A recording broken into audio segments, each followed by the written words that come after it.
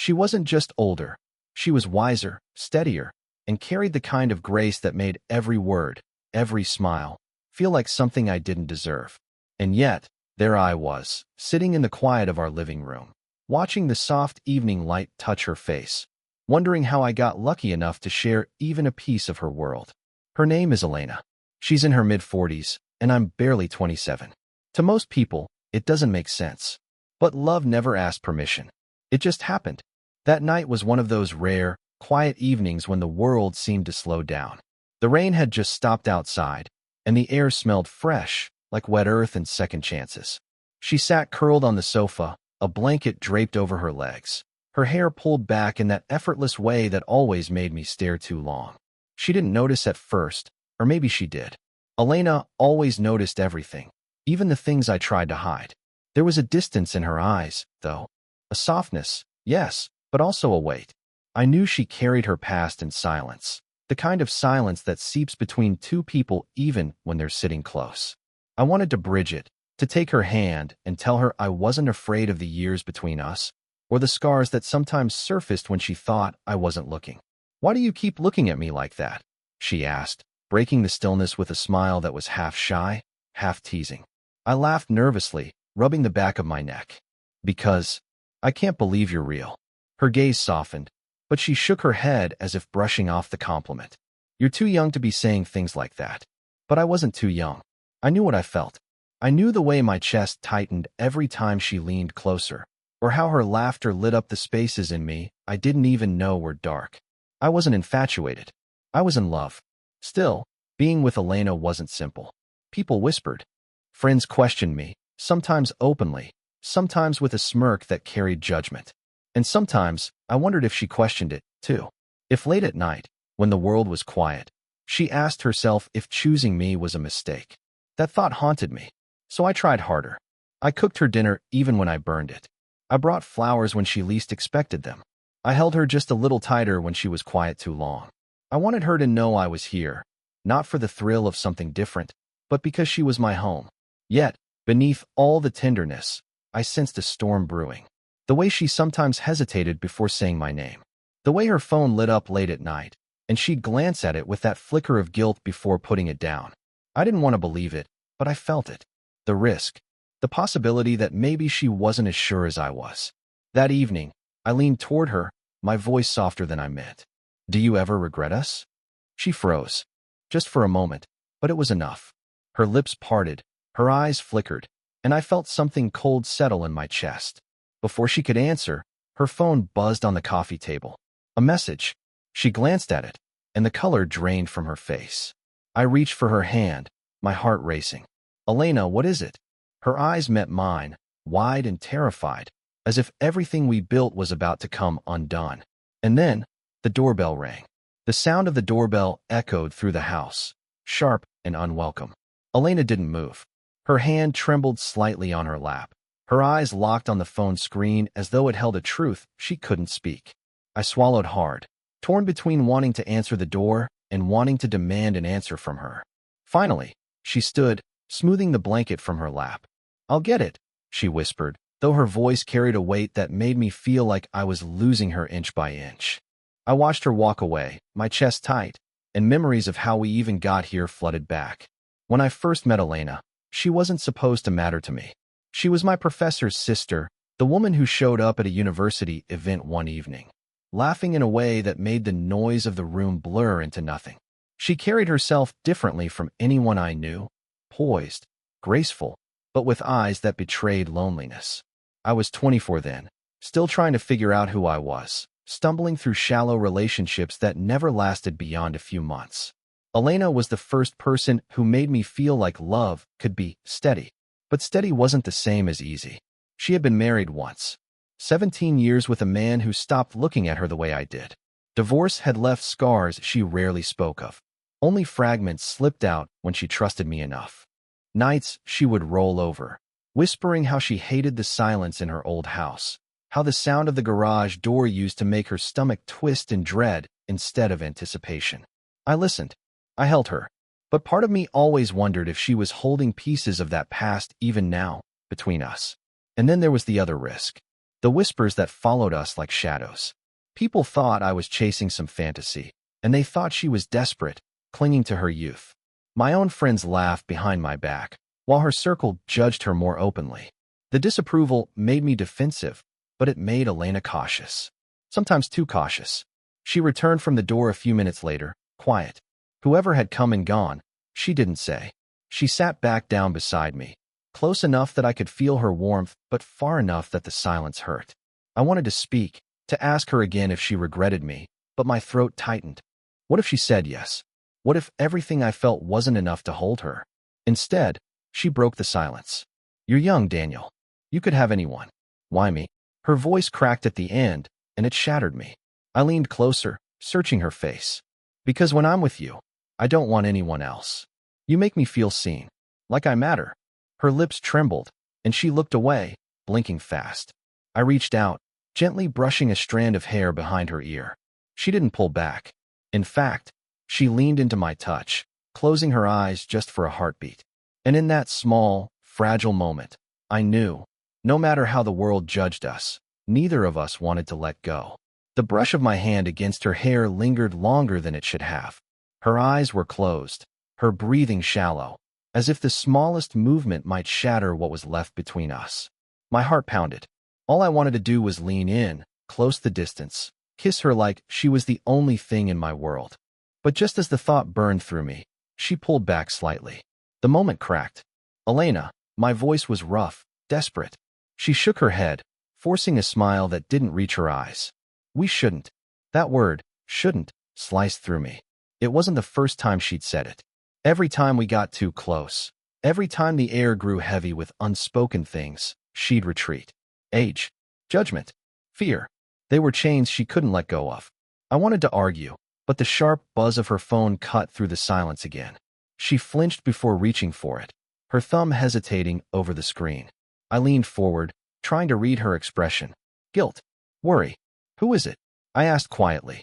She placed the phone face down, her jaw tightening. No one. Just a friend. But I didn't believe her. Not fully. The way her hand trembled, the way she avoided my eyes. It told me something else was at play. The doorbell rang again. This time, I jumped up before she could move. My chest was tight, every nerve in my body on edge. When I swung the door open, a man stood there, tall, broad-shouldered, his expression unreadable. His presence filled the doorway like an accusation. Elena, he said, his voice low, clipped. She stiffened behind me. I turned, confused, until she stepped forward, her hand brushing my arm as though to gently move me aside. Her face was pale. Richard. The name hit me like a stone. Richard, the ex-husband. The man I'd only heard about in fragments, shadows in her stories. The man who had once promised her forever and broken it. What are you doing here? She asked, her voice thin, defensive. He glanced at me, his gaze lingering with quiet calculation, before looking back at her. We need to talk. Alone. Every muscle in my body tensed. Alone. The word felt like a demand, like he still had a claim on her. I wanted to step between them, to tell him she didn't know him anything, but the look on her face stopped me. She was scared. Not of him, exactly, but of what his presence might unearth. I think you should go, I said firmly. Richard's jaw clenched. His eyes flicked back to me, sharp and disapproving. And you are? Elena's partner. I answered before I could stop myself. The words left my mouth heavy, dangerous, but true. Elena's breath caught, her eyes widening. She didn't deny it. She didn't correct me, but she also didn't confirm it. That silence hurt more than anything. Richard's laugh was humorless. Partner? She didn't mention you. Richard, please, Elena whispered, stepping between us. Her hand grazed my chest, holding me back. Not tonight. He studied her for a moment longer, then finally turned on his heel, muttering something I couldn't catch. The sound of his car engine moments later rattled me more than I wanted to admit. The house felt colder when the door shut. Elena sank onto the sofa, her hands pressed against her temples. I stood there, my fists clenched, torn between anger and fear. You should have told me he still comes around, I said quietly. Her eyes glistened as she looked up at me. I didn't think it mattered anymore. It matters to me, I whispered. The silence between us grew thick. She looked so fragile in that moment, caught between her past and me, between what she wanted and what she thought she shouldn't. I sat down beside her, close enough to feel her warmth, but not close enough to touch. She turned her head slowly, her eyes meeting mine, full of sorrow and something else, longing. The kind that pulled at me, begged me to close the gap. I leaned in, just enough that our foreheads nearly touched. She didn't pull away this time. Her breath trembled, her lips parted, but the kiss didn't come. Because deep down, we both knew. If it happened, there'd be no turning back. And yet, neither of us moved. Suspended in that electric stillness, trapped between resistance and surrender, we let the unspoken hang heavy in the air. The silence after Richard's departure hung heavy, like smoke that refused to clear.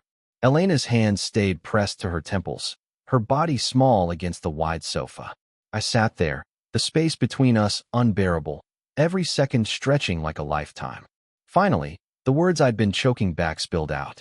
"Do you still love him?" Her head snapped up, eyes wide. "What, Richard?" My voice cracked, raw with jealousy I hadn't meant to reveal. "He shows up here, unannounced, and you just let him. You look like you were about to break. And you didn't deny it when I called myself your partner. You didn't say anything." Her lips parted, trembling, but no words came. I pressed harder, my chest burning. "Do you regret this?" "Us." The question landed between us like a wound. I wanted her to deny it instantly, to laugh, to reassure me. Instead, she closed her eyes, a single tear slipping down her cheek. "Elena," I whispered, my voice pleading now. She shook her head, clutching the blanket around her shoulders. "You don't understand, Daniel. You're young. You can start over. Me? I've already lived half my life. People look at us, and they see a mistake waiting to happen. I don't care what they see." My voice rose, sharp, but it wasn't anger, it was desperation. "I see you. I don't want anyone else. I don't want another chance, another woman, another life. I want this. I want you." The confession tore out of me, raw and unpolished. And for a heartbeat, she just stared at me like she'd never seen me before. Then, slowly, she reached out, her fingers brushing mine, hesitant, trembling. The smallest touch, yet it set fire to every nerve in my body. Her voice broke. "You'll hate me someday. You'll wake up and wonder why you tied yourself to someone like me. And I'll lose you. I can't survive losing you." I leaned closer, closing the gap inch by inch. "Or maybe," I whispered, "you'll realize I was never planning to leave." Her breath caught, her lips trembling just inches from mine. The air between us pulsed with everything we hadn't said, every kiss we hadn't stolen. My hand lifted, cupping her cheek, and this time, she didn't pull away. Our foreheads touched, and her eyes fluttered shut. I could feel her pulse racing under my fingertips, her body leaning into mine even as her words betrayed her. "Daniel," she whispered, her voice barely audible. "If we do this, there's no going back." I swallowed hard, my own breath shaking. That's all I've ever wanted. The moment stretched, unbearable in its intensity. I tilted my head, our lips hovering close enough that I could taste her breath. And then, her phone buzzed again. The vibration shattered the spell. Her eyes flew open, her body stiffening. She looked at the phone on the table, her face paling, as though the message waiting there could destroy everything in an instant. Neither of us moved. Neither of us spoke. We just sat there, breathless, suspended on the edge of something we could never take back. Elena's hand hovered over the buzzing phone, her breath uneven. I could see it in her eyes, fear. Not of me, not of us, but of whatever waited on that screen. She silenced it without looking, sliding it face down again. But the damage was done. My chest felt like it was caving in. "You can't keep hiding from me," I said quietly. "Who is it?" Her jaw tightened. For a moment I thought she'd lie, but then she whispered. I had braced for an ex-lover, a secret arrangement, some hidden man in her life. But this? Family. The people whose opinions carved deeper wounds than strangers ever could. I tried to steady my breathing, but panic clawed at my chest. If her sister knew, it wouldn't be whispers anymore. It would be judgment, shame, the kind of condemnation that could rip us apart. "What did she say?" I asked. Elena swallowed hard. "That I'm reckless. That I'm embarrassing myself. That you'll leave me for someone younger the second it gets too hard." The words sliced deeper than I expected, maybe because they echoed the same doubts I'd seen flicker in Elena's eyes. "Do you believe her?" I asked, my voice tight. She looked away, silent. That silence was worse than any answer. I stood, pacing, my hands dragging through my hair. God, Elena, I've been fighting everyone. My friends, your ex, strangers who don't even know us. I can handle them. But if you don't believe me, if you don't believe in us, Daniel, I do, she blurted, standing too. Her hands reached for me, desperate, but then fell short. But what if she's right? What if I wake up one morning and you're gone? And I'm left with nothing but the memory of being foolish enough to think this could last. Her words hit like a confession. It wasn't that she didn't want me. It was that she was terrified of losing me. And before I could stop myself, I snapped. Then maybe you'd rather lose me now than risk it. The instant the words left my mouth, I regretted them. Her face crumpled, her eyes filling with tears. She tried to blink away. Don't, she whispered. Don't you dare say that. I froze, guilt burning through me. For the first time, she looked at me not with hesitation, not with fear, but with something rawer, heartbreak. And in that moment, I realized my need for reassurance, my desperation to be enough, had pushed us closer to the edge than Richard or her sister ever could. We were teetering there, both of us, staring into the drop. And then, her phone buzzed again. This time, she answered. Her voice shook. Hello. She listened for a moment, eyes wide, color draining from her face.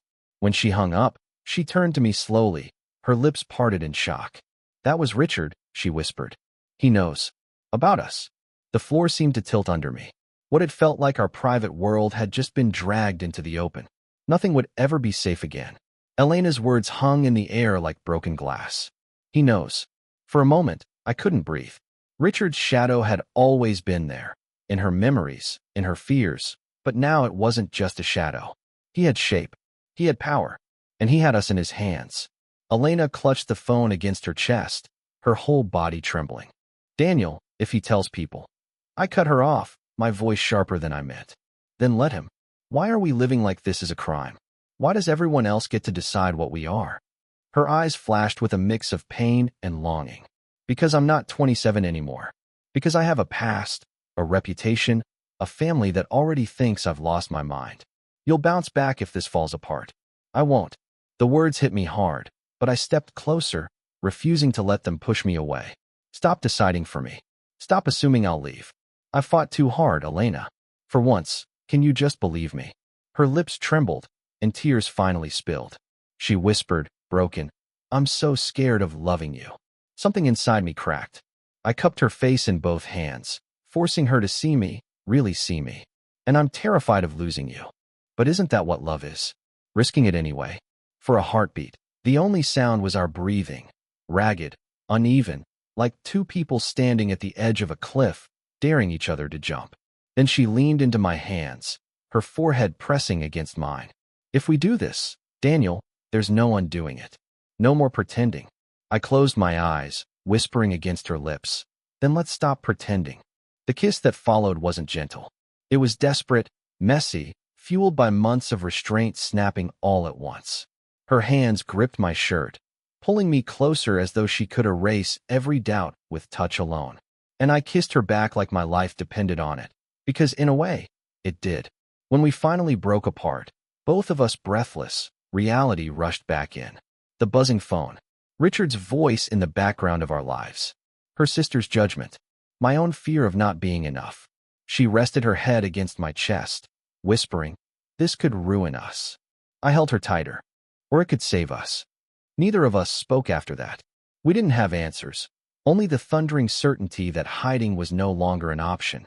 Whether we stood or fell, we would do it together. Outside, the night was quiet again, but inside, nothing felt safe, nothing felt certain. Only one thing was clear, the world knew about us now. And for the first time, so did we. The night stretched on long after the storm between us had passed. Elena and I stayed on the sofa, our hands still tangled together like neither of us dared let go.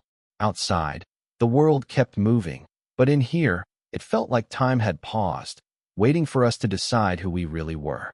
Richard didn't come back that night. Maybe he would tomorrow. Maybe he'd tell the world what he knew. Maybe he'd use it to wound her. But in that fragile silence, we made a choice. Not with big declarations, not with promises written in stone, but with something quieter. We stayed. Together. For the first time, Elena didn't pull away when I touched her. She didn't hide behind excuses or fears about the years between us. Instead, she whispered truths she'd kept locked up for too long. How she'd felt unworthy of being chosen again. How every smile from me both healed her and terrified her. And I told her mine. How I'd spent my whole life chasing love that felt shallow. How I had never been seen the way she saw me. How even in her worst doubts, she was the only person I wanted. It wasn't neat. It wasn't perfect. We argued again, softer this time, about the risks. Her sister's disapproval. The whispers of neighbors. The shadow of Richard lurking nearby. But those voices no longer carried the same weight. Because in that messy, tear-streaked, breathless space, we finally understood what mattered. Not whether the world approved, but whether we could keep choosing each other when it got hard. And we did. When dawn crept through the curtains, Elena looked at me with tired eyes but a steady voice. I don't know what tomorrow will look like, she admitted. But I want you there with me. I kissed her forehead, holding her close. That's all I need. It wasn't a fairy tale ending. We knew there would be more whispers, more nights of doubt, more storms to weather.